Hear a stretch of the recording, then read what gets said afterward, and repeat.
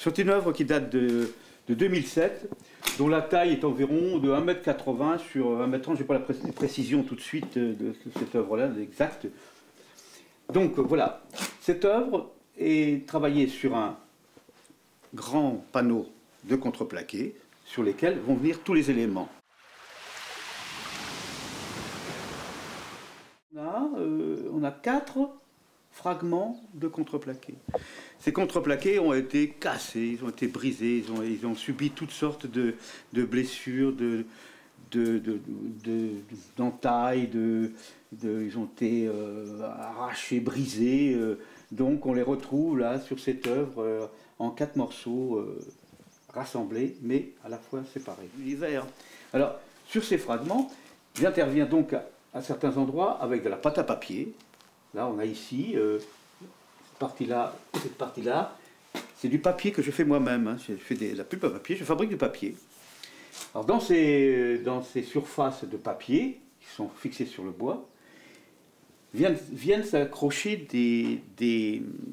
comme des tissus, j'appelle comment la tarlatane, qui est déchirée, arrachée d'une façon très aléatoire et qui s'inscrit dans la pâte à papier à frais. Donc ça sèche, ça rentre dedans.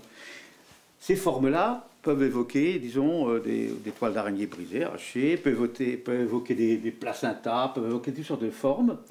Et dans ces formes-là, j'interviens avec un dessin à la plume, à l'encre de Chine. Donc tout est investi dans chaque détail, que j'appelle les araques. Hein. Ça, c'est le nom, les araques.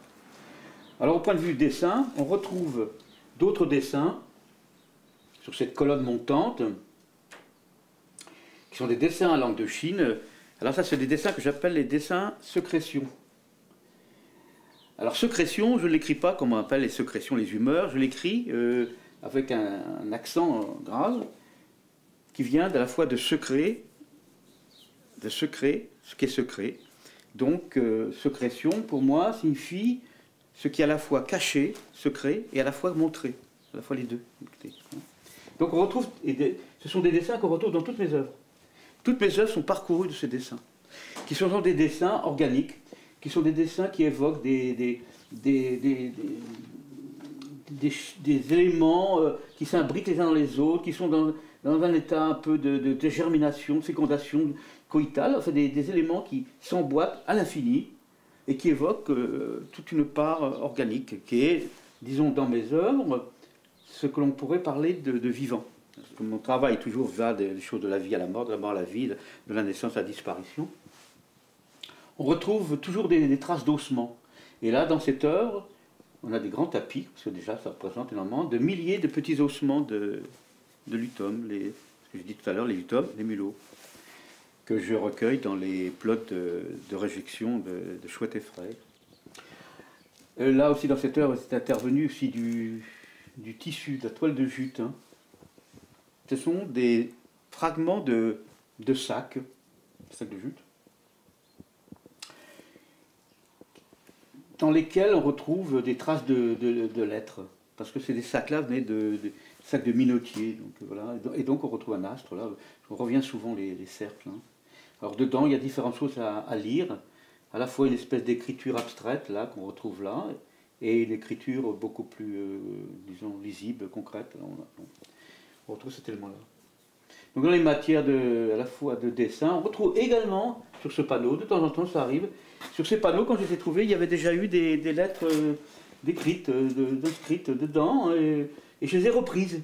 Donc c'est la trace un petit peu d'un humain qui a écrit extrêmement rapidement sur le panneau quelques lettres. On peut peut-être trouver un H, un D, différentes lettres. Donc c'est la mémoire de l'élément. Parce que les éléments que je trouve sur les greffes sont des éléments qui ont une mémoire humaine. Hein. Ils ont toujours une mémoire humaine, viennent de quelque part. C'est le contraire de ce qu'on peut trouver d'un élément, une souche ou un bois abandonné. Hein. Ils ont toute une histoire qu'on va retrouver dans mes fragments de contreplaqué ou dans les barques que je travaille, enfin tous les bois que je trouve. Sur les éléments que je recueille, j'aime pas trop les laisser bruts. Il m'arrive de les laisser un peu bruts, pas être trop travaillé dessus. Ça dépend. Il y a des fois des éléments, je touche très peu, et d'autres que j'interviens beaucoup plus. Là par exemple, je suis beaucoup intervenu dans la couleur. Des gris colorés bleuâtres, des gris colorés qui sont des couleurs fanées. C'est toujours des couleurs extrêmement éteintes. Enfin, je n'utilise jamais les tons vifs. Ce sont des couleurs que je fabrique moi-même, avec des pigments que je broie moi-même. Je fais des pigments, je fais mes couleurs. Des fois mes rouges sont très vifs, des fois là ils sont extrêmement éteints, un peu comme des sangs séchés. Le rouge intervient presque toujours aussi. Hein. On retrouve souvent des traces de rouge, des fois il y a un point là, il y en a là, comme des petites blessures, des petites incisions, des petites traces comme ça. Alors chaque élément, bien sûr, sont des éléments qu'on peut séparer. À la limite, on peut plonger dans ce petit élément-là, enfin dans celui-là, dans celui-là, et en même temps c'est global.